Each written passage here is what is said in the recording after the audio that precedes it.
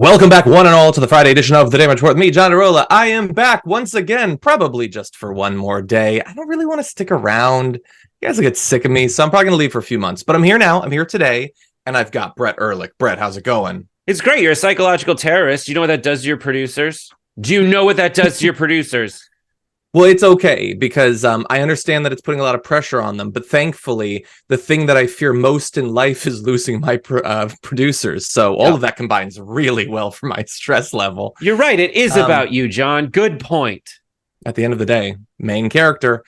Anyway, I also have a lot of stress over the possibility of technical problems. I am broadcasting out of a shed that I built, so that's fun. We're going to see what happens.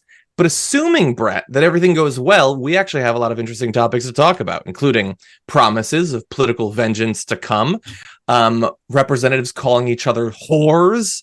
That's fun, as well as big updates from Israel and Palestine. The conflict continues, and a whole lot more, including our Garbage People of the Week, which I haven't done in months, but I'm very excited to do with you once again. Oh, me, this is my turn to talk? I'm so happy. I'm sorry, you just stopped talking, right? Did anyone else notice that? I did, but you had, when I started talking, you had been about to say something. I figured you would do what most people is, which is just ignore what I said and then go back to what you were going to say. Yeah, I do that, but then I spaced out, so I didn't even... You did. Yeah, that was very kind of you to stop paying attention. Yeah. Anyway, I think everyone watching this can see that I haven't lost a step, and the show is just as professional as it always has been. So with that said, for all of you watching live, please hit the like button, share the stream, and you can send comments. We're going to respond as we go during our social breaks. Heads up to everyone that might be wondering why there wasn't a pre-port. That is what I would classify as just too much at this point. So there will be a return of the pre-port, but not in the immediate future. I have a daughter that requires time of me, and there's a lot going on. But anyway, that'll be coming back. The news will be coming back. Garbage People will be coming back. So buckle up for that. And with all that said, Brett, are you ready to start this thing semi-professionally? Sure. As the legal threats against Donald Trump mount, so too do his threats against his opposition. Threats for what he'll do if he becomes president. He had an interview with Univision this week, and he laid it out about as clear as he ever has before, saying, they have done something that allows the next party, I mean, if I happen to be president, and I see somebody who's doing well and beating me very badly, I say go down and indict them. Mostly what that would be, they would be out of business. They'd be out of the election. Super clear about why he'd be doing it, what the goal would be. But he's not 100% sure that it's going to end up there. He's sort of like warning them that maybe they can back off. He says, if they do this, and they've already done it, but if they want to follow through on this, yeah, it could certainly happen in reverse. Saying, hey, maybe if you back off, if you stop these these court cases against me, then maybe I don't have to lock up you and your families in the future. So that's fun from an authoritarian sense. But then he starts to sort of lose his way. He says, what they've done is they've released the genie out of the box. You understand that. They've done something that nobody thought would happen. They've taken a president who's very popular. I got 75 million votes, much more than that. I believe no president's ever gotten that many votes, and they've taken that number of people. And I think you can double it, or almost you can triple it in terms of the real feeling. You can't do that. You can't go after people. Unless you're him, presumably. Now, that said, that's the substance, and we will return to that. But there were just some little things, Brett, that I'm sure you picked up on there that really bother me. I understand that people are frustrated with the energy level and, capacity of Joe Biden. It makes total sense. But he is like underrated for Swiss cheeseness of the brain.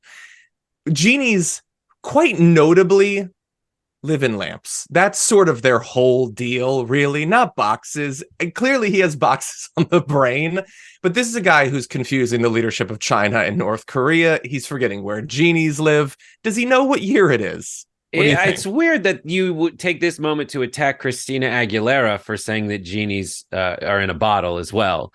Yeah, that's weird too. You put your D in a box, the genie goes in the lamp or the bottle, but you don't have a box full of genies. I don't know what bargain basement knockoff genies. I know he likes to rub things without their permission, but that was ridiculous. Done. Listen, it's fine to say there is criticism to be had about the timing of the trials against Trump. Like, Trump has been indicted for many crimes, but many of them, the people prosecuting even said, like, I don't want to do this, just give the documents back. But that said, like, Donald Trump does go on trial on March 4th of 2024, and Super Tuesday is on March 5th. So the timing of these trials, I am certain, is politically motivated, but the content of these trials is absolutely, from what I've seen, substantiated. If you look at the one in Florida, multiple, quote, co-conspirators have pled guilty already. So this isn't just out of thin air or whole cloth that these indictments have been brought. What Donald Trump is trying to do is go way past anything he has a right to say and say, oh, no, what I would do is go after these people for purely political reasons because he wants to be seen as the victim. Yeah, 100%. It's really just like it's a clarification of the stance that we know that he has. And yeah, maybe we shouldn't be surprised that this is what he's going to do. He's the guy who went into the 2016 election with the chance of lock her up. The idea that he considers going after your opponents to be an unprecedented thing has never made any sense. But I want to make sure that people understand that it's not just him. And if it were just him that is going to dispatch the DOJ or something, look, that's going to be very frustrating to a lot of people. But they still theoretically have to prove that Biden or Hunter Biden or whoever has actually done something, and you can defend yourself legally. It gets scarier when it's not just Trump, when others are sort of playing the same game. And we got additional evidence of that. Coming out of the new House Speaker, Mike Johnson. He had a meeting with moderates within his party this week, and he appeared to agree, apparently, with Republican lawmakers who argued that since Biden's polling numbers have been so weak, there's less of a political imperative to impeach him, according to Republicans who attended that. So he has openly been, yeah, like, I guess if he was doing better, we'd impeach him, but he's not, so I guess we won't. You know, all that stuff about corruption and taking bribes and everything, that doesn't really matter. He's not really doing that well. Like, this is not just Trump. I assume we should be able to have a slightly higher standard for Mike Johnson or for the other Republicans. Maybe not. I don't know. I've been gone for a while. Right. Whether you're going to charge someone of a crime and try them for a crime should probably depend not on the political factors at the time, but rather on whether they committed a crime. That's it. Yeah. But obviously, I mean, I don't want to be the guy who's like, I can't believe politics is so political, but that's absolutely what it is. And the best thing is going to be like, they might have to change their mind later on. I mean, Trump puts up a bunch of bluster about how this actually helped me. Even Ron DeSantis said that the indictments against Trump helped Trump. I don't think that's true. And I'm certain that won't be true as we get closer and closer to primaries. And there are ongoing trials, gavel to gavel, like it's some kind of weird crossover between West Wing and Law and Order happening at the exact same time. Yeah, I don't know. I mean, the recent polls have me worried. It's still a long ways away. And we don't know exactly what's going to happen with Trump. We don't know exactly what's going to happen with Biden. We'll have to see. But I remain a little bit worried.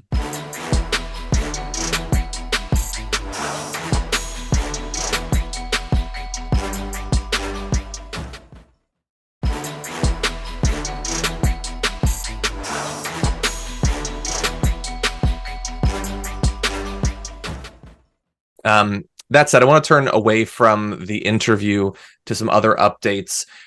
In at least one of Donald Trump's upcoming trials, we have updates on witnesses. And in particular, when it comes to the documents at Mar-A-Lago, CNN released a report late last night saying that a plumber, a maid, a chauffeur, and a woodworker are among the staffers of Mar-A-Lago, including some current staffers, as well as contract workers who federal prosecutors are going to be calling to testify against Donald Trump and his two co-defendants. Other likely witnesses include Trump's Secret Service agents, former intelligence officials, as well as people who were in the room during that infamous call where he produced the bomb Iran plans. Currently, the trial is set to begin in Florida in May. That is before the election. There had been the possibility that Eileen Cannon was going to shift that, but apparently the update is that as of this morning, she has announced that, at least as of right now, that she is not going to do that, which I actually find that to be a more interesting development, perhaps, than the fact that we have a better idea of the witnesses. You can dive into that report if you want a little bit of information about what those witnesses have previously told prosecutors that they've seen. There's a lot of reports of them seeing documents, although many of them don't seem to know exactly what the documents were. It doesn't seem like they were rooting around in the boxes. They just saw that, yeah, there's official government-looking documents sort of just strewn around haphazardly. But the idea that Eileen Cannon, a judge who has previously shown an incredible willingness or desire to help out Donald Trump in whatever way she can, if she's not going to manipulate the timing of this, that's more consequential than maybe any other decision that she's made. And obviously there's time for her to reverse that, Brett, but we were previously talking on the show about the timing of these things. We would probably want to get these trials done before the election, so at least they'll happen at all. But what do you think? Well, a lot of the public sentiment around political figures has to do with what's in the news cycle at the time, not whether those elements of the news cycle have been resolved. Like if I'm Donald Trump and I feel like I'm innocent, I want those trials to be wrapped up before we go to vote. But if they're just starting, they're in the ether. They're out there and people are thinking about it and they're like, ugh. And I think one of the reasons that Donald Trump lost is obviously people were stuffing ballot boxes, obviously voter fraud, even though no one can prove that at all. It's a joke. But one of the reasons he lost is people are like, just Donald Trump's too much. I can't handle it. There's this horrible feeling of how it is out there. At the time it was COVID. People are just like, I can't, it's too stressful. Plus Trump is just too much of a headache. I can't handle all this anymore. Right now, Biden gets that, like, it just feels horrible out there, negativity on his polling numbers, but Trump is still the one where people are like, I can't handle the guy.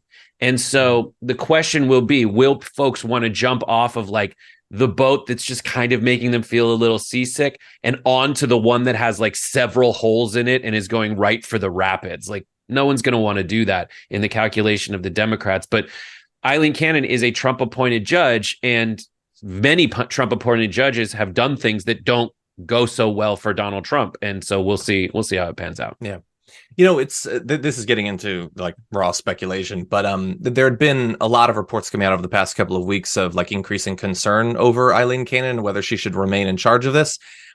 Is it possible that this is a sort of strategic thing of, you know, rejecting, at least for now, the possibility of changing the timeline to reassure critics that she can be considered a responsible judge in this case? I don't know. Yeah. But anyway, okay, we want to get to Donald Trump's response to this because he did not like this report coming out. Although, again, most of these witnesses who are going to be testifying, we already know that they have talked to federal prosecutors. So I don't know why he'd be so shocked by this. Like, it's a confirmation that they'll be coming back, and a confirmation that some of them might not know that much. But he put out this long Truth Social post. I'm not going to read this entire thing. There's little tidbits that I find interesting. I mean, he talks about how the boxes were openly and plainly brought from the White House, as is my right under the Presidential Records Act. He really thinks that if he just keeps claiming that, something that has never been true, then I guess he doesn't have to have a trial. And they were openly and plainly brought. You avoided for like a year and a half turning them back over. And after you turned some of them over, you hid others. There's nothing open or plain about that except perhaps the law breaking. But anyway, he says he even supplied upon request security tapes to these election interfering thugs. He was required to turn over the tapes. Like, this is not charity, buddy. This is not like you being a mensch or something. Like, you had to turn over those tapes. He wants credit for not breaking more laws than he already had. 100%. And then he goes into, of course, you know, forget all that stuff. Biden had documents on his garage floor by his cherished Corvette. I love that he at least respects the connection, the relationship between a man and his cherished sports car, or Chinatown, where it was just learned that boxes moved freely in and out. I don't know what that update is supposed to be a reference to. Probably nothing. And then blah, blah, blah. He's very angry about all this. So look, it's a lot of bluster. It's a lot of defenses that are not defenses that we've heard before. But coming out of this, I mean, we can't ignore the fact that there's a lot of people that can attest to the documents being there. I don't know why that matters so much, because we know that the documents were there, but there's a lot of potential what he might see as people who should have been loyal to him, who are willing now to work with prosecutors. So it's not great for him. Any other thoughts, Brett? I just love it. A plumber, a maid, a woodworker, a chauffeur, a priest, a rabbi walk into a mar. And it's just a complete setup for a joke because America is such a joke right now. All of our leaders look like animatronic figures at Disneyland that are breaking down in the Hall of Presidents, which is a crappy ride anyway. Like, I hate it. It's so sad. When was the last time? Was there a time where our politics, or even just our presidential elections, weren't stupid? Like utterly, ridiculously stupid. I mean, they weren't. No, they Obama versus Romney. They have been not stupid before. They're expressly the stupidest they've ever been. There have been stupid things along the way, like a guy going like, "I'm going to cancel these important groups, these important federal agencies." Like, pass. I don't remember them. Oops. And there have been like silly things that have gotten you like in trouble, like Michael Dukakis in a weird outfit in a tank. Yeah. And they've been mean. They've been like wildly tricky and horrible and mean. Stupid things have sunk presidential candidates like Nixon not shaving before a debate and looking sweaty. But they've never been this expressly stupid. I don't remember anything quite on the level of, I took a bunch of boxes and put them by my toilet, and in those boxes are laser secrets. Like, horrible. Just relentlessly dumb. But anyway, it's not just dumb, it's also dirty. And we're going to turn to that right now.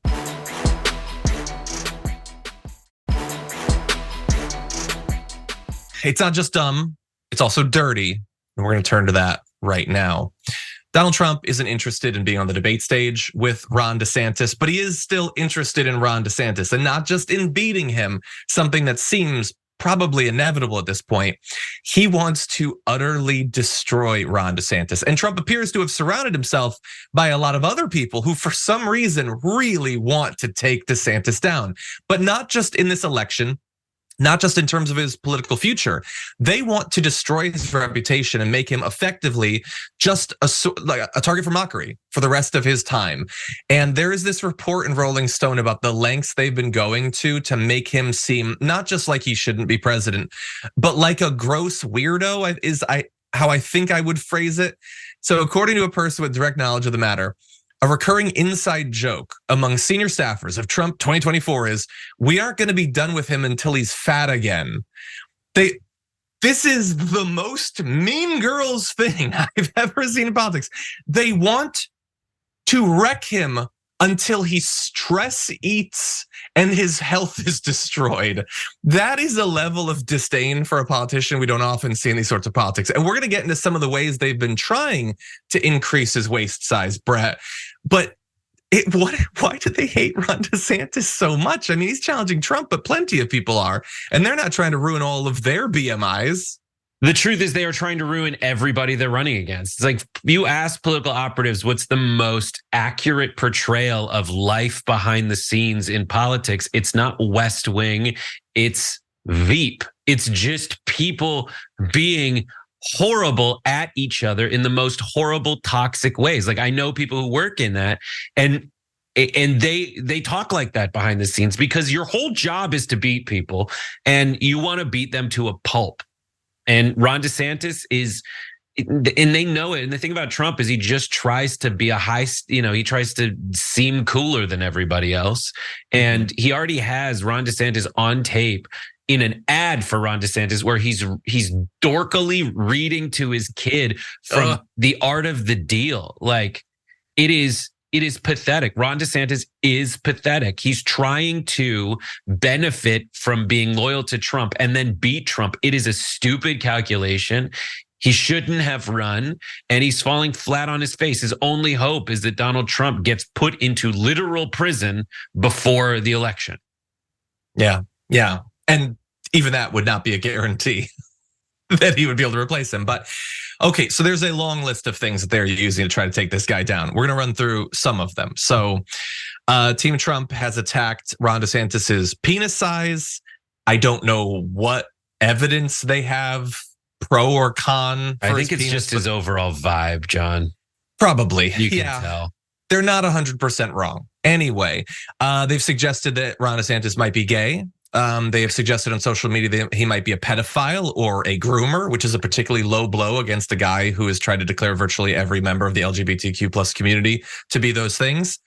They've sent out, in reference to the renewal of Bootgate, which I was gone during this time. Everybody like lost their S over Bootgate a couple weeks ago, but that wasn't new. Did people forget that that was a thing we talked about like a year ago? But anyway, it came back. And top spokesman for Trump said that soon DeSantis is going to wish for more in-flight biohazard stories instead of having to deal with his shoes that are more appropriate for America's next top model than the campaign trail. That is a reference to, there's like these stories floating around in Trump world about Ron DeSantis that aren't like, the Rolling Stone is not going to actually spread the details of it. And I've been out of the loop.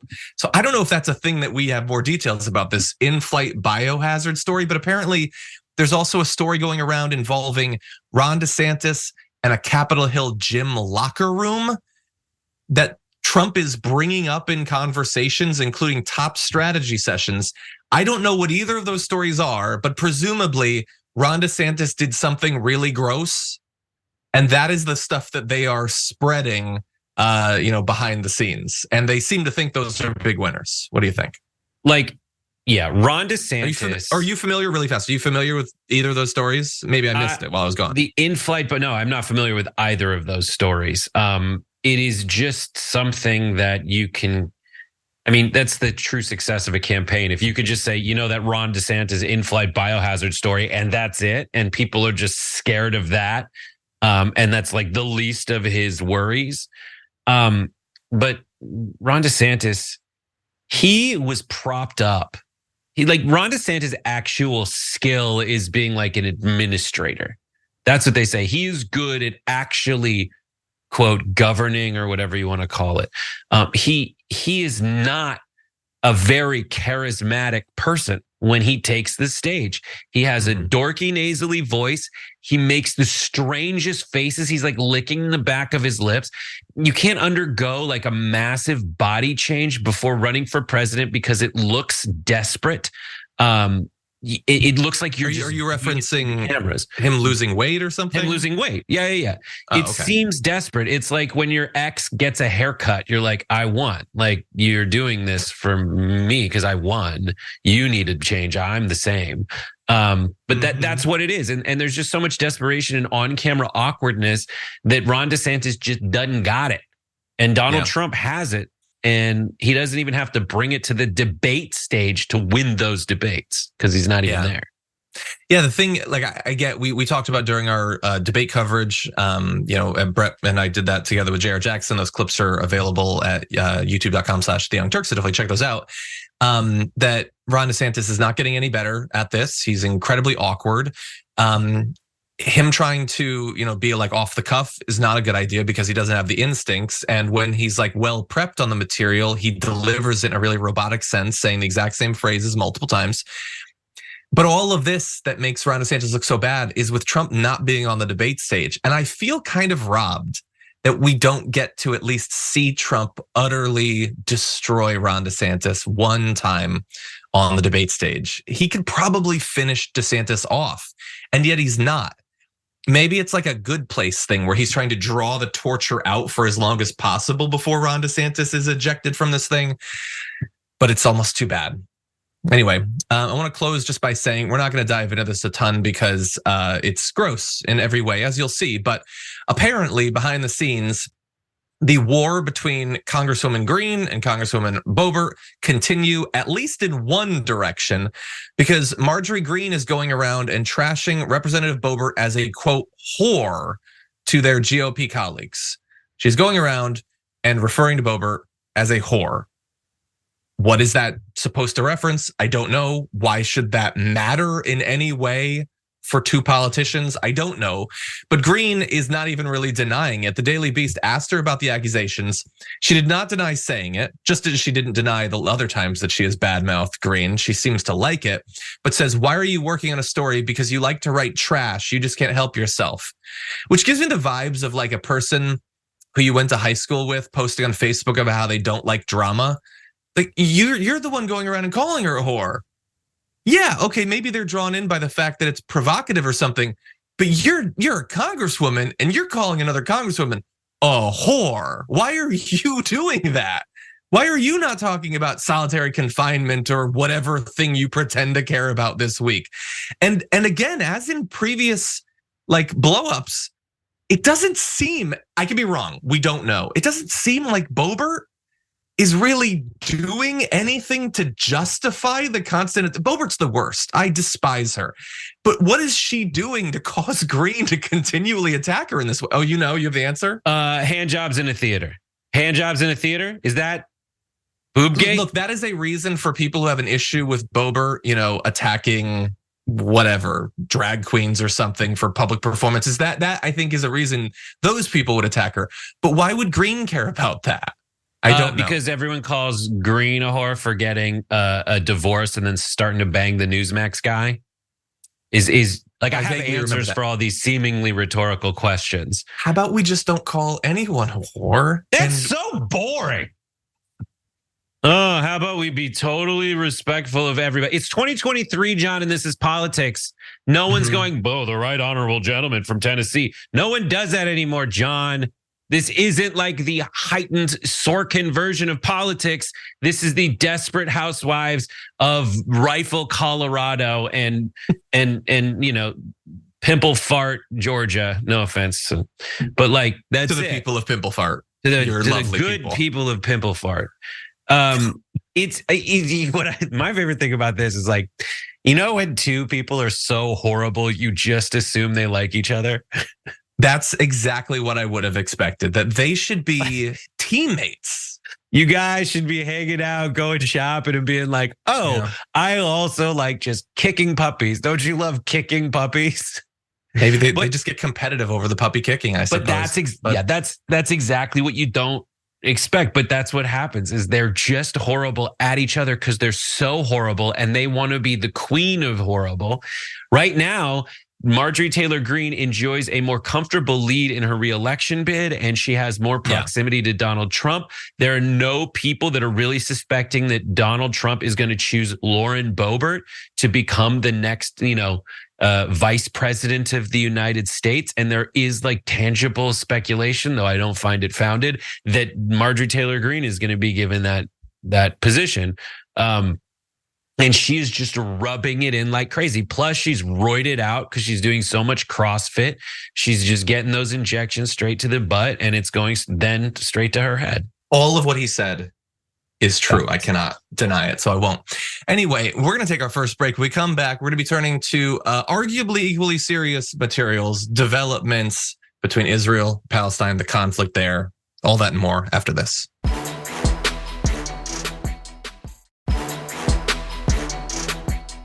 Okay, everybody who's just joining us now, thank you for joining us live on this Friday edition of the show. Reminder that I will not only be hosting the rest of the show, including Garbage People, which will come a little bit later on, but also the first hour of the Young Turks, where I'll be joined by Ray Vana as well as Mondale. So definitely tune in for that.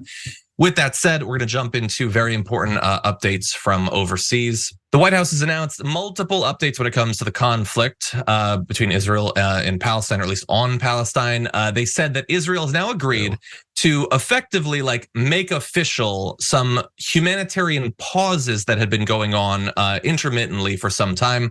These will be daily 4-hour pauses in military operations in the area of northern Gaza to allow people in select changing regions to move south, either to move to an area that is not under attack, or in more southern areas to potentially have some time to at least get out and get some aid before once again sheltering. A senior Israeli official appeared to confirm this, telling CNN that the Israelis are calling these tactical localized pauses that will shift from area to area on a daily basis. The neighborhood or area will be given several hours notice of the pause to allow people to travel for aid or relief. So that's, I guess, the closest we'll get based on White House pressure to some sort of extended ceasefire, which Israeli government officials continue to say is not going to happen.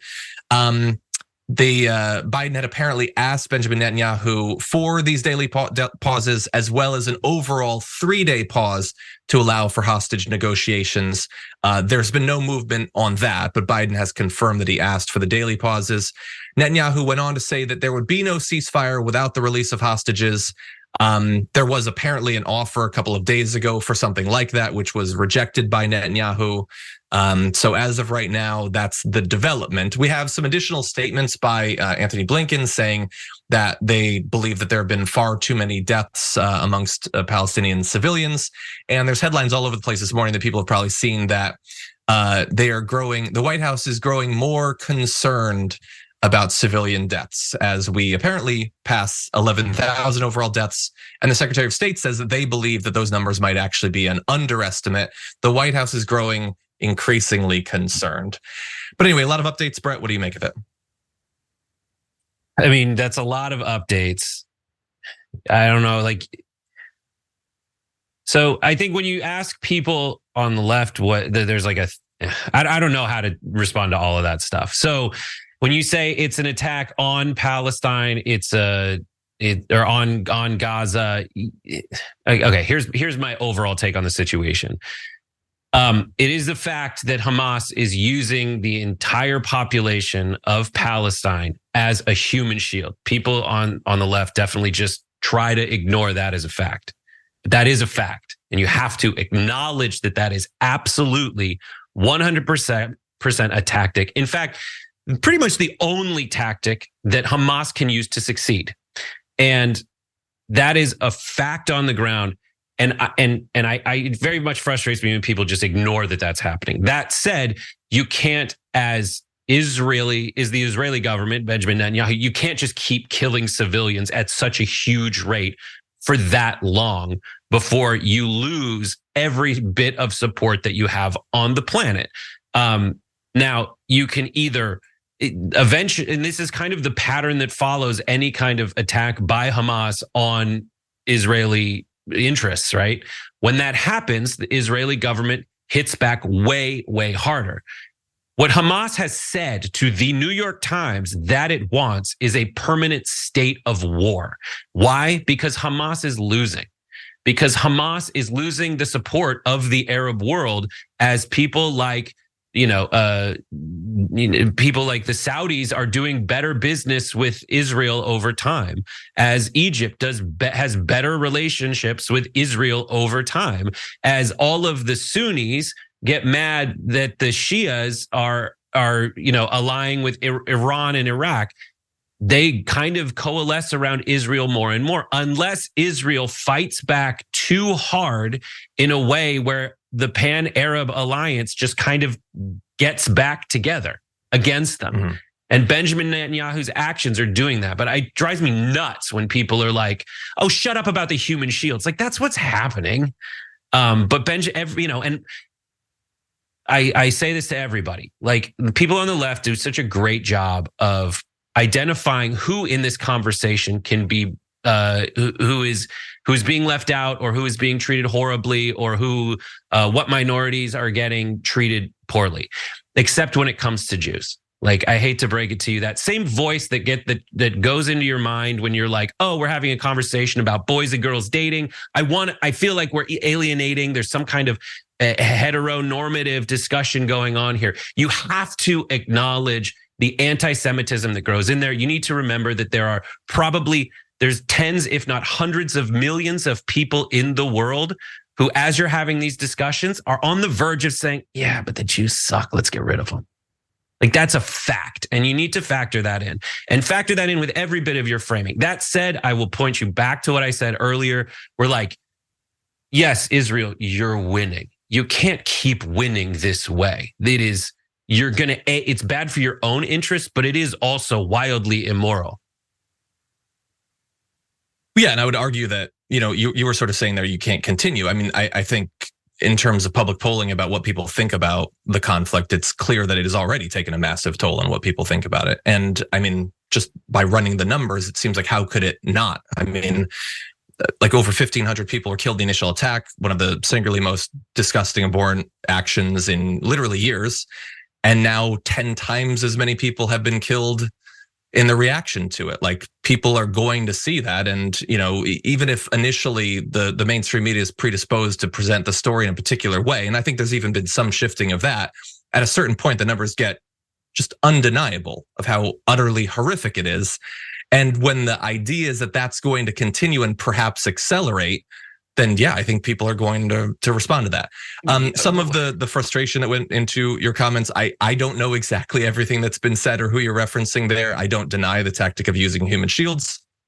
Obviously, that doesn't mean that you can kill thousands of people. And the issue is that the truth of the fact that human shields are used can also be used to justify almost anything, even in instances where perhaps it was not accurate. The fact that it is done doesn't mean that it is always done in every instance. And it seems like the argument is in every case is that justifies whatever happens. In any event, the amount of deaths is absolutely horrific. I can't believe how fast we got from 10,000 to 11,000. And if the Secretary of State is saying that they think the number is an undercount, I don't know what data they're referencing there, but that's horrible. And so this is what we've got right now. We've got brief pauses for people to move. Reminder that there have been cases where routes that have been carved out for people to flee along have themselves be bombed. So there are civilians who are worried about that. There were reports out of one time when it had appeared that a blockade of a hospital had been broken, but then people fleeing, including doctors, were shot at. We don't know exactly who did the shooting, but then they had to flee back into the hospital. So even when this is being put out there as a potential solution for some of the civilians for limited time in limited areas, there's a lot of concern that is not actually a guarantee that you might be safe. Yeah, 4-hour pause is like, that's not what anyone's asking for. 4 hours is not a ceasefire.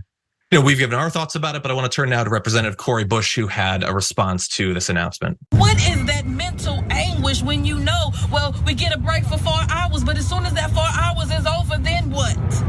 How dare we treat humans in that way? How dare we be so careless and so inhumane and heartless to where we decide that 4 hours is enough time to make sure to get you some stuff so that you can live a little bit longer until the bombs hit.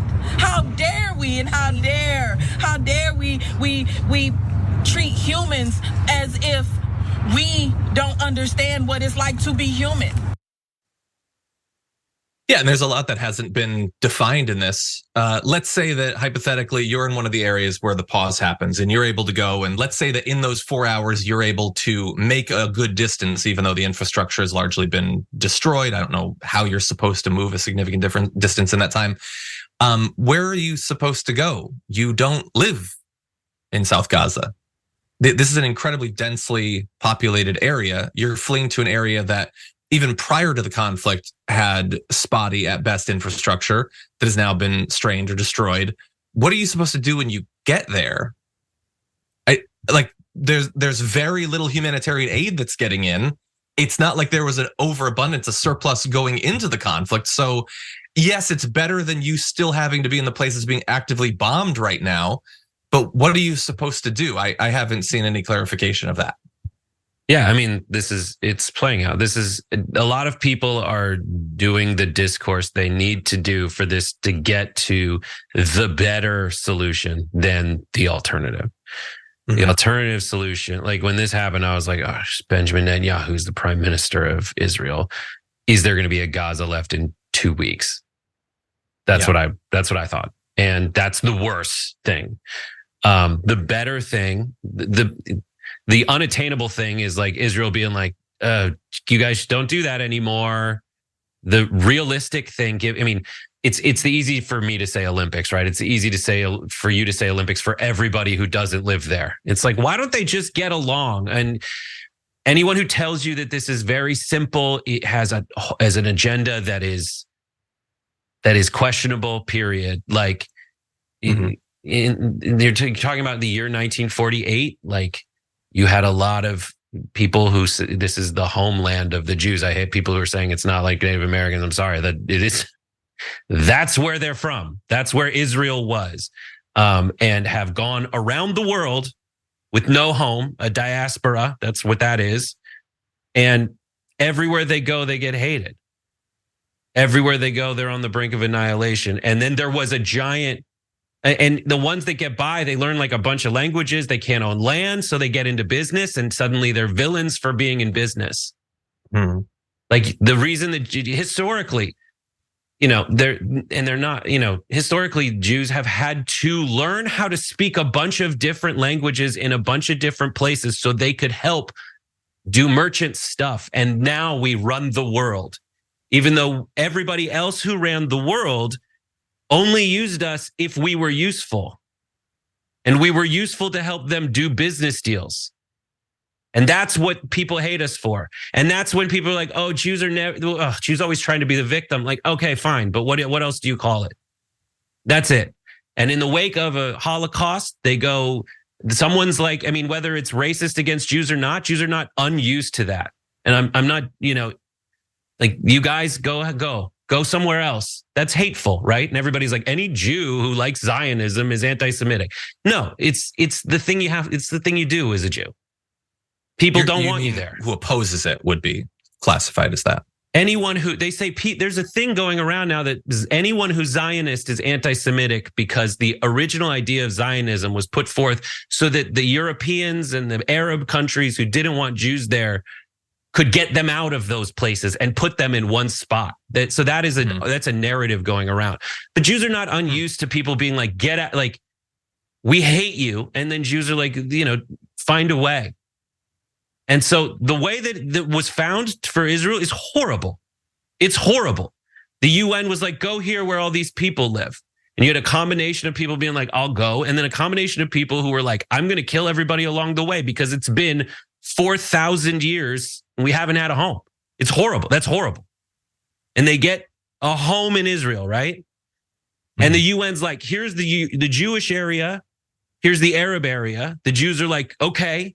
And the Arabs are like, not so fast. And they invade immediately. I understand why they invaded, but they invaded. And the Jews are like, well, I live here now.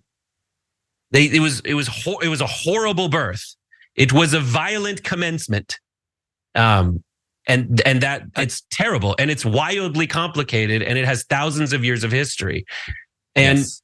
Which like, unfortunately people who are saying, oh, Jews, like they invade the Sinai. Well, they gave it back. And it's possible. And my point there is it's possible to go back to what I think everybody at the end of these intense conversations want is 1967 borders. Just do it. Just do it. Get all the settlements out of the West Bank. Get Gaza. And the West Bank to be free. If you want to say from the river to the sea, Palestine. Palestine should be free. At least say like. And there can be an Israel too. I think people mean that by when they say that, but I just think that's the discourse that I think a lot of people should have. And a lot of folks just pick what they think about the history is beneficial to them. And then that's how they do the rest of their discourse.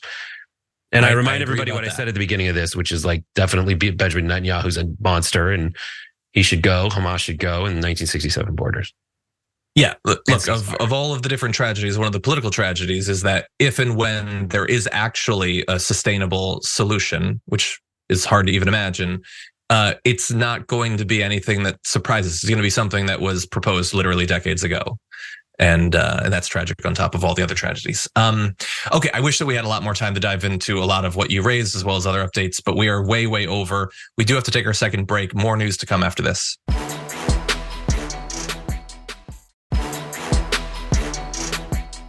Oh my God, we are rapidly running out of time. Okay, let's jump right into this. After months of deliberation and long conversation with my family, I believe in my heart of hearts that I've accomplished what I set out to do for West Virginia. I've made one of the toughest decisions of my life and decided that I will not be running for re-election to the United States Senate. Okay, that sounds maybe like good news, not necessarily for the Democratic majority in the Senate, since 2024 was already going to be an incredibly difficult cycle. It almost certainly will revert to the Republicans now. But look, at least if you're sick of Joe Manchin, you don't have to deal with him anymore, right? Not so much. He's not going to be running for re-election in the Senate, but he's still hanging around and he's got some plans. Listen to this. What I will be doing is traveling the country and speaking out to see if there is an interest in creating a movement to mobilize the middle and bring Americans together. Every incentive in Washington is designed to make our politics extreme. The growing divide between Democrats and Republicans is paralyzing Congress and worsening our nation's problems. The majority of Americans are just plain worn out. He's accurate in that last point. I'm worn out. I'm worn out by people like him doing things like what he's talking about doing there. So he's going to be wandering across the country trying to see if he should run for president. He doesn't have, I guess, the guts to actually just put it out there and say that. Is he going to be with no labels? We don't know, but he's just wondering, is there an interest? What is the game that we're playing, Brett? Everybody who is going to know who and what Joe Manchin is already knows. We know how popular or unpopular he is. He's not going to like wander into Nashville and suddenly the country is calling out for him to save us from Biden and from Trump. It's a myth. And while, any third party candidate has a difficult road because of the structure, the nature of our elections, at least like a far left or far right candidate in theory could have the effect of pushing one of the two party candidates, even if they themselves aren't able to make it on the ballot and actually win this thing. But these centrist candidates to me make way less sense, because at least the far left and the far right candidate might not have a major party candidate that reflects their stances. But Joe Manchin already effectively has that. His economic policies, I think, are well represented by the candidates that are already in there. So anyway, look, it's not like this is the first hint we've gotten that he could be running for president, but it looks like he's moved a big step towards it. What do you think? I don't know. When people don't seek reelection, it's either because they have a better job lined up that could be president, but it could be some random energy sector lobbyist scheme that he's got going on. And it's definitely not news because he's so boring. Or they can't win their reelection. And I don't know what's going to happen with that. I think he's just kind of been in there for long enough, and he's done his Joe Manchin is important thing for long enough. But he's the one thing we need to just point out in America, when certain people say moderate, they just mean moderate vibes. They're just talking vibes. They're just talking. They want to cater to that thing that a lot of Americans have in their soul, which is like, why can't we all just kind of take the temperature down and why is it so polarized?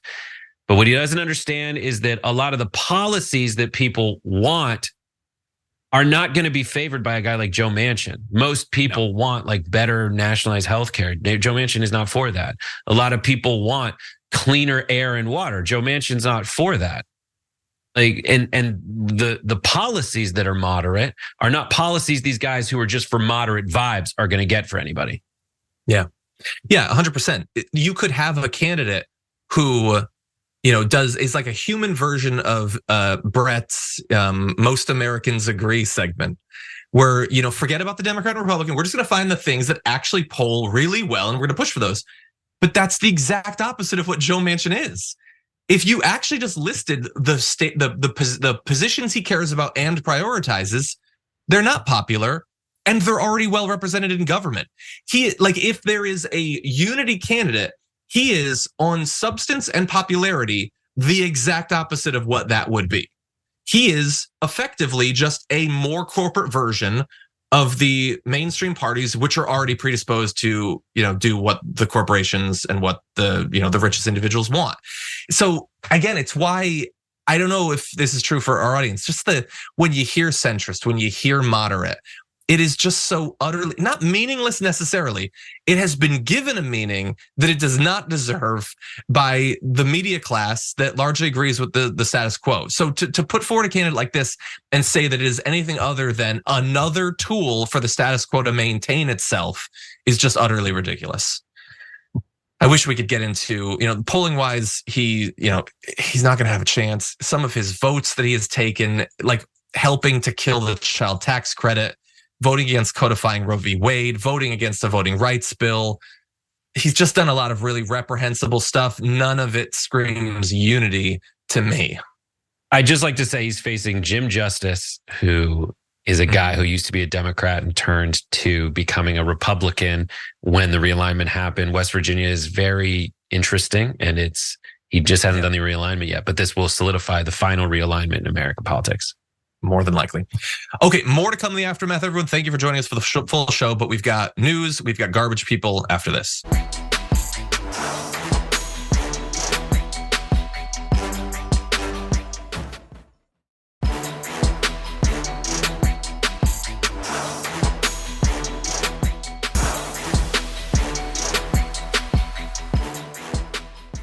Thanks for listening to the full episode of The Damage Report. Support our work, listen ad-free, access members-only bonus content, and more by subscribing to Apple Podcasts at apple.co/TYT. I'm your host, John Iadarola. I'll see you soon.